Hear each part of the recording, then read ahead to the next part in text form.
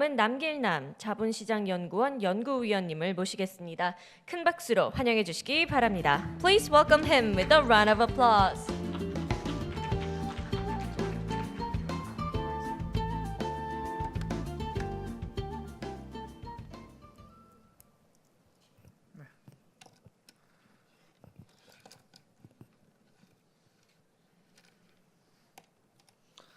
네, 방금 소개받은 자본시장연구원의 남길남입니다.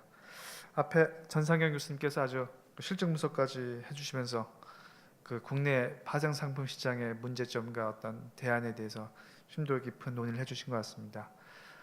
저는 제가 맡고 있는 부분들이 지금 해외 파생상품 시장 규제 현황 및 발전 방안으로 되어 있고요. 이 부분에 대해서 크게 아마 세 가지 부분으로 준비를 해봤습니다. 첫 번째는 지금 세계 파생상품 시장 현황이 어떤 상황인가. 두 번째는 전체 세계 각 나라들을 다 볼 수는 없으나 주요국을 봤을 때 어떤 그 규제의 특징이 있는가. 마지막으로 전 교수님도 앞부분에서 그 말씀해 주셨습니다만 이제 국내 시장들은 어디로 가야 할 것인가. 이렇게 구분해 봤습니다.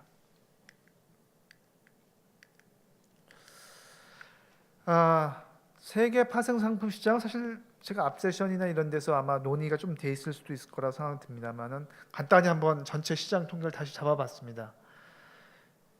세계 파생 상품 시장은 꾸준히 증가하다가 2011년을 정점으로 그 하락을 하고 지금 정체되어 있는 국면으로 보입니다.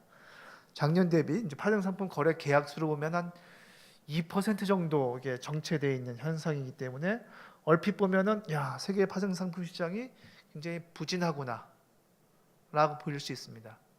하지만 한국 시장을 제외하면 사실은 7.6% 성장한 시장입니다. 1년 동안. 결국은 한국의 코스피 200 옵션이 거래가 급감하면서 세계 시장의 통계를 바꿔놓은 그 대표적인 하나의 사례입니다. 이 증권권 그래프를 보시는 게 세계 시장에서 한국 시장이 갖고 있는 그 점유율인데요. 마켓쉐어인데 2006년에 한 21%까지 갔다가 계속 하락해서 한 17% 전후로 유지되던 게 2012년 9%, 작년에 급기야 이제 4%까지 하락했습니다. 결국은 작년에 55%가 하락을 했는데요. 그러다 보니까 세계 시장이 실질적으로는 성장했음에도 불구하고 그 통계에서는 그 착시 현상이 등장하고 있습니다. 이 현상을 갖고 당장 정리할 수 있는 것은 아니지만 그 다음부터 제가 몇 가지 사례들을 보여드릴 텐데 저는 한 4가지 정도의 큰 흐름들이 있는 것 같습니다. 세계적인 파생상품 변화에는. 첫 번째는 아시아 시장의 급성장입니다. 바로 앞 세션에서 중국 그 파생상품 시장에 대한 소개가 있었는데요. 제 생각에는 결국은 아시아 시장이 세계 시장을 좀 주도하고 있다. 아시아 시장에서 한국을 제외할 경우 작년 성장률이 14%입니다. 두 번째는 결국에는 아시아 시장의 이 또 중요한 그 활력의 핵심에는 중국이 있는데요. 결국은 중국의 영향력이 급속히 확대되고 있다. 원자재 거래의 급증에 따라서 관련 파생 상품이 늘어나는 것뿐만 아니라 최근에 위안화 국제허브 여기에 이제 위안화 시장이 늘어나면서 관련 파생 상품에 대한 도입 이슈가 또 커지고 있다. 세 번째는 결국 중국 때문에 연결된 부분이긴 합니다만은 원자재 파생 상품 시장이 급격히 커지고 있다. 마지막으로는 주로 오늘 논의가 장내 파생이지만 사실은 장외와 장내의 구분이 점점 사라져가고 있다. 이거가 자체가 제가 정리한 4가지 트렌드입니다. 첫 번째, 아시아 시장을 잠깐 보겠습니다. 아시아 시장은 지금 보시면 여기서 한국을 별도로 두고 한국을 제외한 아시아 시장을 이제 보면은 굉장히 급격히 커지고 있는 추세입니다. 실제 이제 코스피 200 옵션이 너무 그 전 세계적으로 가장 그 거래량이 많은 그 상품이다 보니까 그 영향력이 컸죠. 그래서 코스피 200 옵션 결국은 한국을 제외하면은 그 아시아 시장의 세계 시장 점유율은 한 9%에서 현재 30%까지 7년 동안 3배 이상 그 점유율이 증가했습니다. 실제 7년 동안 성장률을 보면은 무려 524%입니다. 뭐 다른 나라들이 다 이게 성장을 하고는 있습니다만은 다른 그 대륙들이 아시아 태평양만큼 급성장한 지역이 없습니다. 뭐 반면에 이제 한국 시장은 한 67% 7년 동안 그 하락은 하긴 했습니다만 아시아 시장의 동인이 뭐냐? 우선은 주가지수 선물입니다. 두 가지 상품이 가장 두드러지는데요. 중국의 CSI 300 2010년에 상장이 됐죠. 일본의 니케이 미니 니케이 상품 2006년에 상장했습니다. 이 거래량들이 각각 지금 거의 2억 건이 다 연간 거래건들이 2억 건이 넘습니다.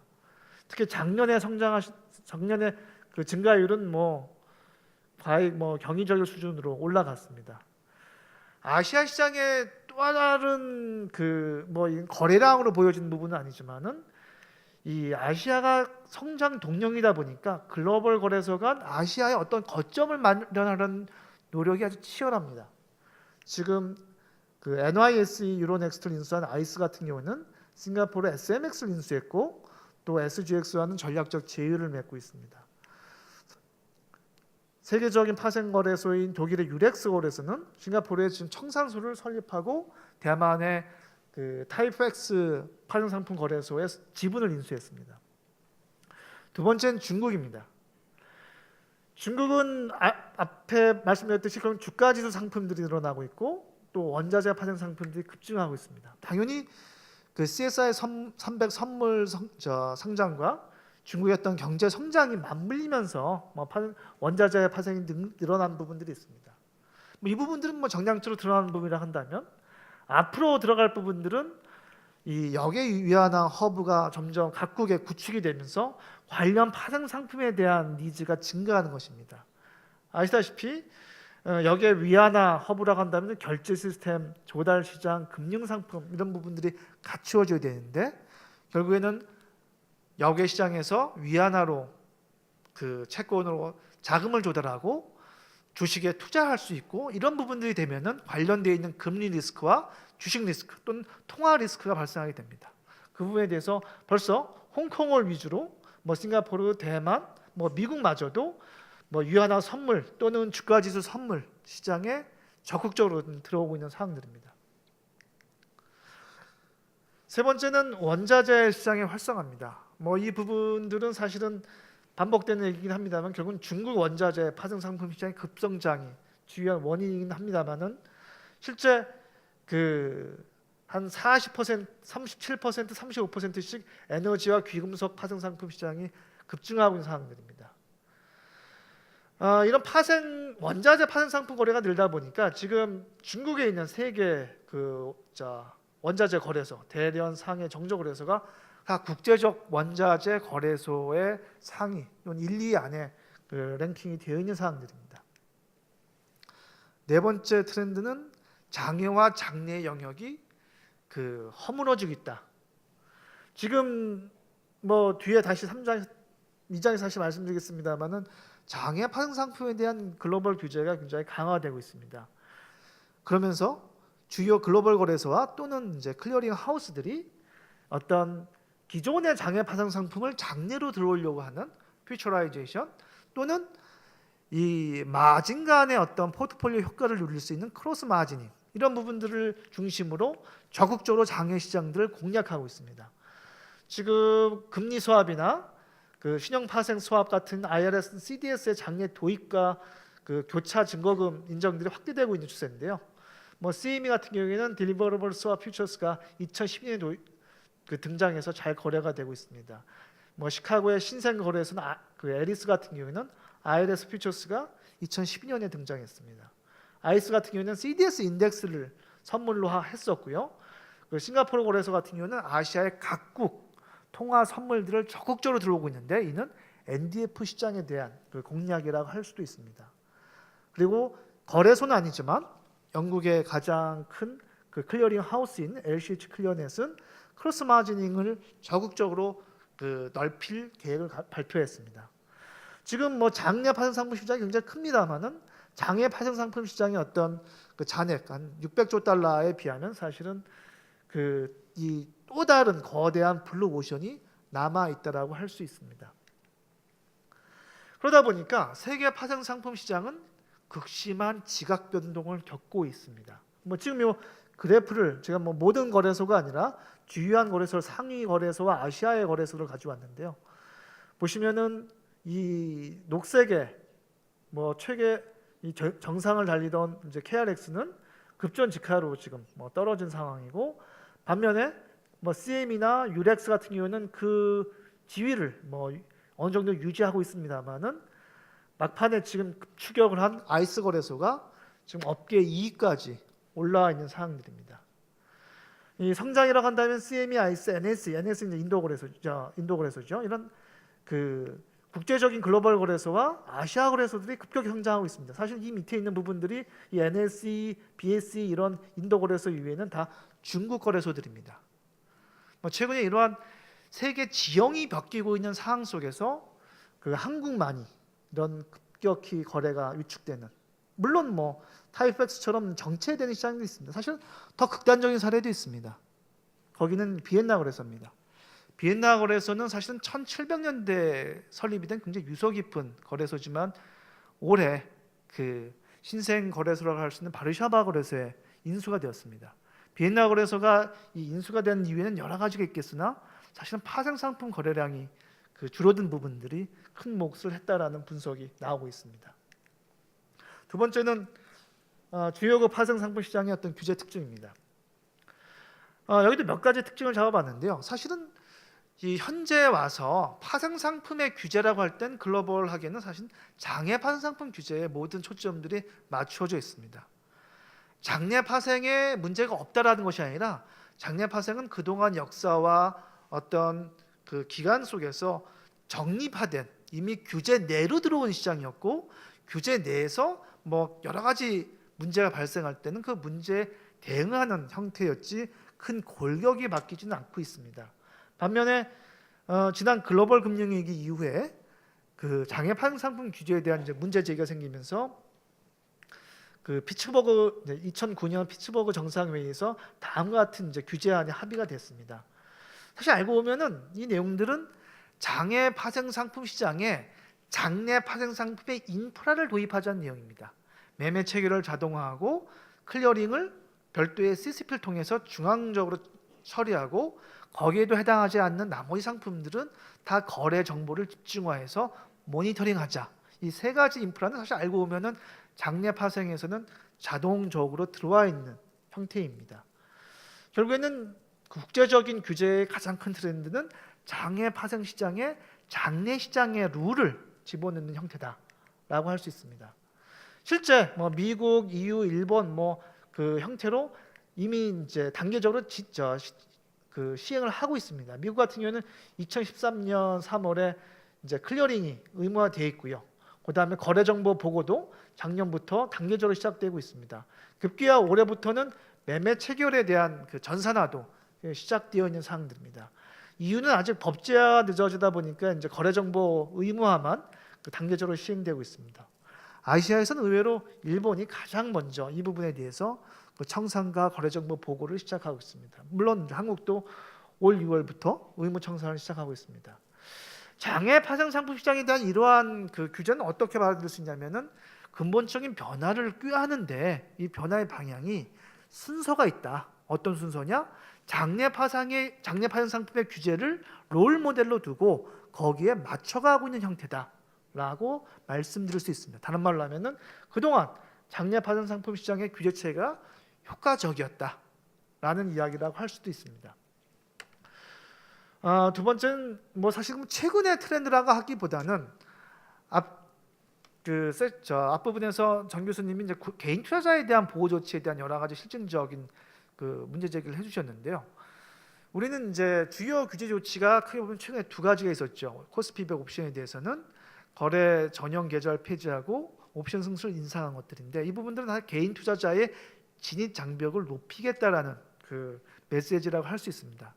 근데 개인 투자자를 보호하기 위해서 그런 어떤 정량적인 조건을 두고 뭐 1,500만 원을 내야 들어올 수 있다, 또는 3,000만 원을 내야 들어올 수 있다, 또는 그 별도의 위험 부담이 없는 어떤 매수 전용 매수 계좌에 있어서 그 어떤 증거금에 해당할 수 있는 담보금에 해당할 수 있는 기본 예탁금을 부여한다. 이런 부분들은 사실은 해외 사례에선 찾아보기 어려운 부분들이긴 합니다. 제가 갖고 있는 건 미국의 규제 사례인데요. 미국의 규제 사례는 아시다시피 사실은 그 SEC 규제 사항과 CFTC 규제 사항은 좀 구분은 되어 있습니다. 왜냐하면 이게 증권이냐 선물이냐의 차이가 있기 때문이에요. 하지만 본질적으로 적합성 요건을 구분하는 데 있어서 굉장히 국내보다는 좀 더 원칙적이고 까다로운 형태를 가지고 있습니다. 뭐 세 가지의 기반을 적합성을 테스트하는데 이성적으로 봤을 때 이 상품이 뭐 이해가 되는 합리적인 상품이냐. 두 번째, 투자자가 봤을 때 이 문제가 없겠느냐. 실제 어떤 양적인 리서치를 해봤을 때 여기에 대한 리스크가 너무 과다하지 않느냐.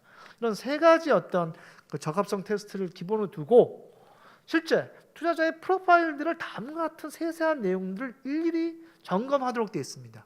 나이, 뭐 금융 환경, 투자 필요성 이 정도가 아니라 세금은 납부하고 있는지, 투자 목적은 뭔지, 실제 필요 유동성과 투자 기간 언제까지인지 이런 프로파일링을 하다 보면은 저 사람이 과연 파생 상품 계좌에 파생 상품에 투자할 그 목적이 합리적인지 아닌지가 파악이 되는 거죠.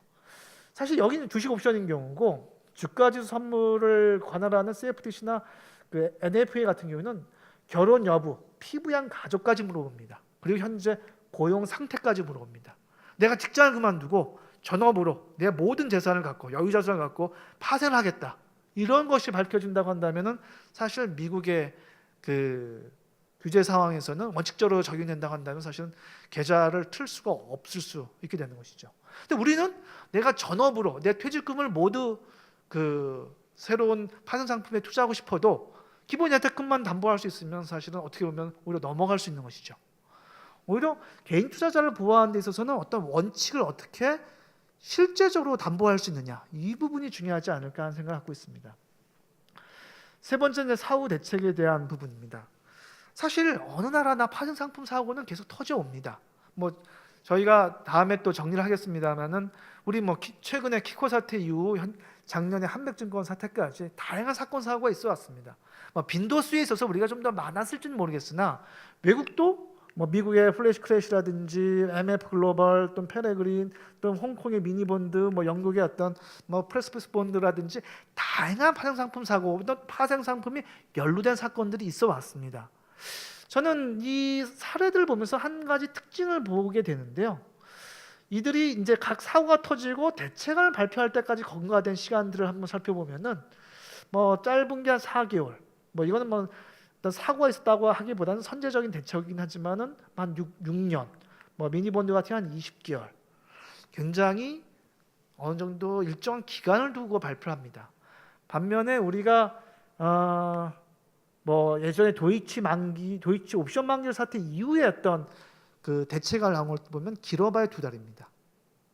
너무 짧은 시간 안에 사실 사실관계도 다 파악하기 어려운 시간 안에 우리는 대책안까지 나오는 것이죠. 그리고 나서는 그것에 대한 어떤 팔로우업도 잘 이루어지는지 좀 의문입니다. 뭐 가장 극단적인 경우가 ELW 사태였는데 3개의 건전한 방안이 나왔는데 각각 7개월 주기를 갖고 있었습니다. 그러니까 7개월이라고 한다면 규제 효과들이 과연 첫 번째 조치가 효과가 있었는지 없었는지 확인되기 이전에 두 번째 또는 세 번째 이런 부분들이 나오는 경향들이 있습니다.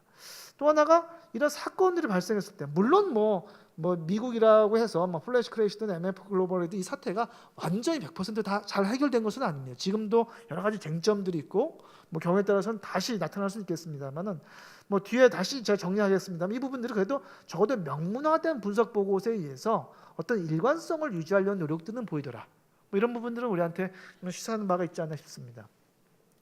연결돼서 말씀드리면 결국에는 규제 프로세스가 금융 선진국에 있어서는 또는 파생 선진국에 있어서는 어느 정도 정립되어 있다더라. 즉 투명성, 그 다음에 그 결과에 대한 피드백, 뭐 이런 부분들이 주어진 다음에 마지막 실행 이후에도 사후 규제 효과를 다시 한번 검증해 줌으로써 이 부분들에 대해서 자기들이 어떤 담당자가 바뀌더라도 또는 시간이 경과하더라도 어떻게 흘러왔는지 그 부분들을 볼 수 있다라는 것들이 큰 특징인 것 같습니다. 그리고 아까 G20 조치도 같이 보면 결국에는 장내 시장 규제의 효율성과 그것의 어떤 우선권을 인정해주고 있다. 아쉽게도 국내 시장에 있어서는 뭐 우리 키코 같은 경우는 장외 시장 문제였죠. 뭐 우리 이 코스피 뭐 각종 이제 도이치 사태라든지 ELW 이런 거나 장외 시장이 있는데 장내나 장외나 동급으로 이제 다 이 레퓨테이션이 없는 상황들입니다.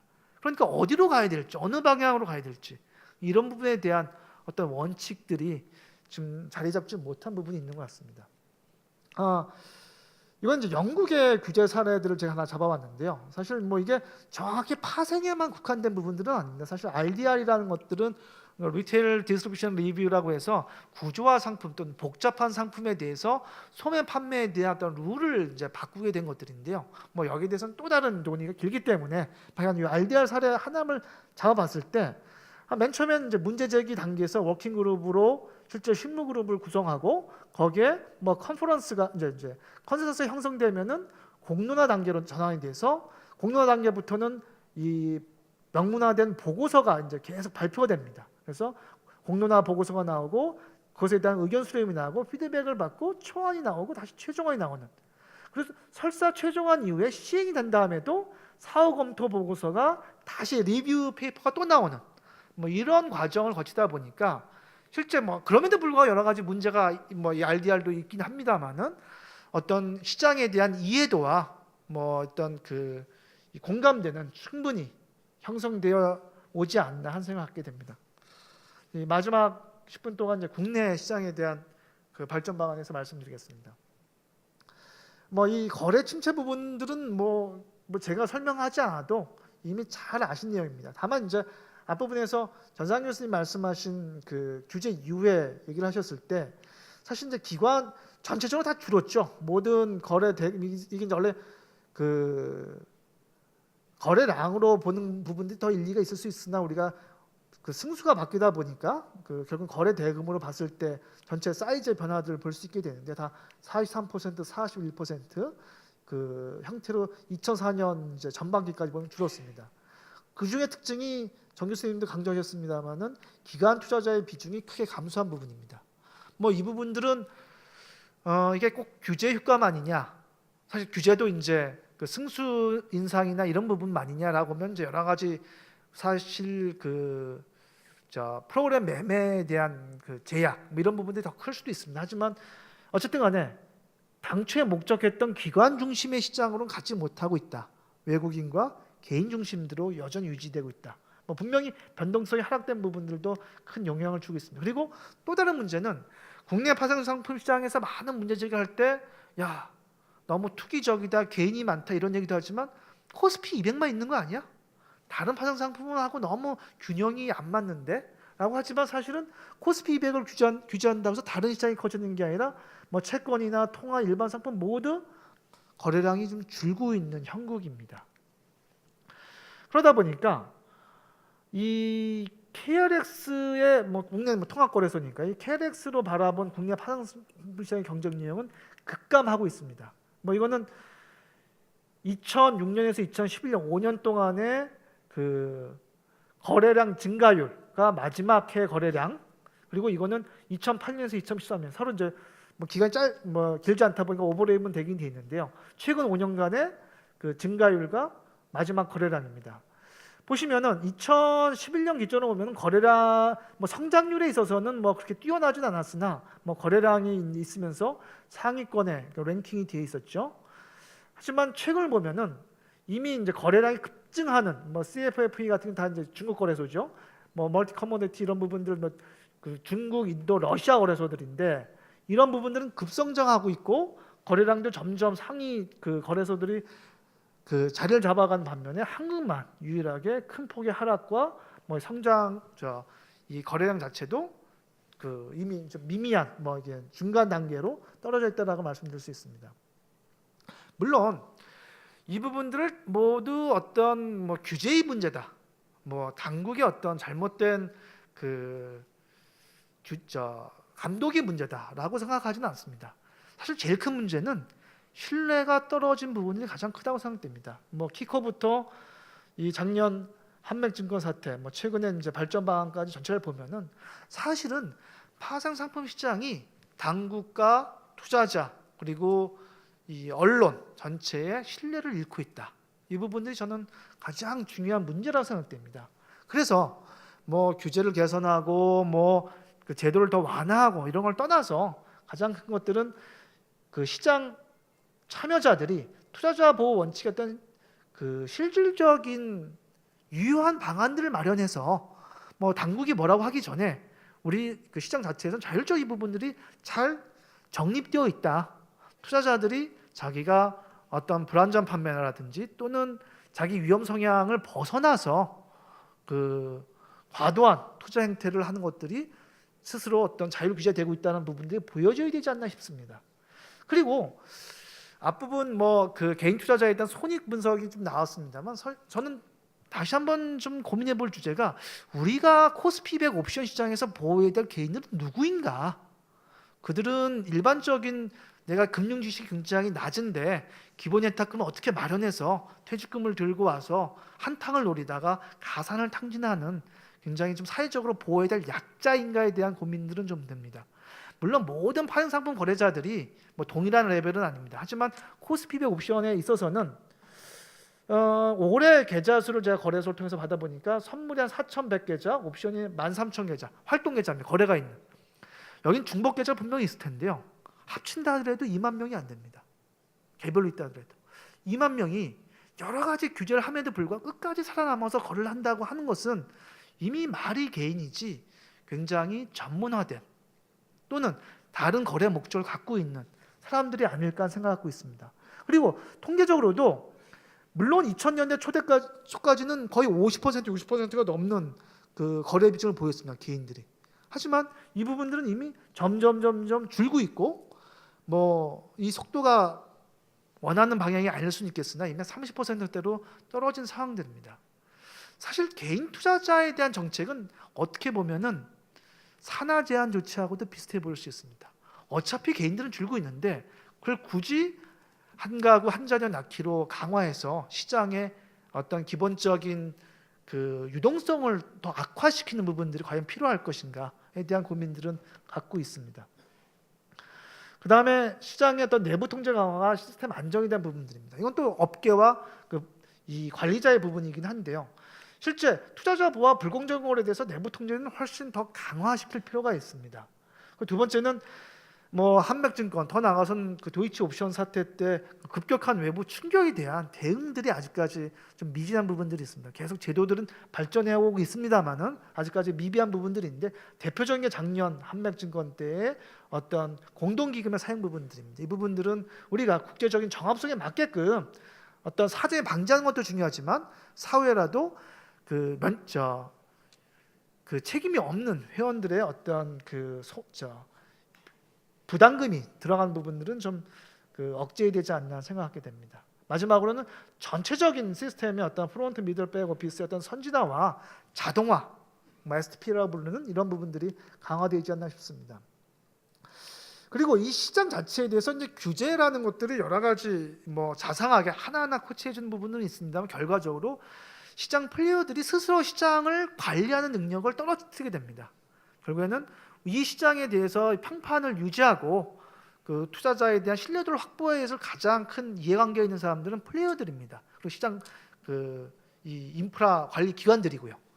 그래서 시장 참여자와 시장 개설자들이 공동으로 어떤 자율적 규제를 할 수 있는 부분들이 필요하지 않나 싶습니다. 뭐 저번 6월 17일 날 조치에도 그런 부분들이 일정 정도 들어와 있습니다만 사실은 당국이 모든 부분들을 코치하다 보면은 시장에 실패가 왔을 때 감독의 실패가 자동으로 들어올 수밖에 없습니다.